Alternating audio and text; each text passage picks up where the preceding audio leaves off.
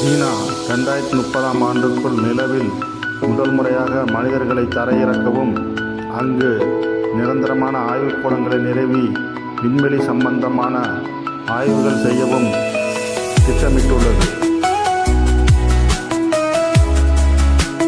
இந்நிலையில் அமெரிக்காவின் நாசா நிறுவனமும் நிலவில் நிரந்தரமான ஆய்வுக்கூடங்களை நிறுவ திட்டமிட்டுள்ளது. அதன் செய்திக்குறிப்பில், நிலவில் தானியங்கி தரைத்தளங்களை தரையிறக்கி ஆய்வுக்கூடங்கள் நிறுவவும், நிலவின் மேற்பரப்பில் ஊர்ந்து செல்லக்கூடிய வாகனங்கள் மற்றும் நிலவின் மேற்பரப்பில் பறப்பதற்கு தேவையான சாதனங்களை நிறுவவும் திட்டமிட்டுள்ளது. ஆனால் காலக்கெடு எதுவும் நிர்ணயிக்கவில்லை.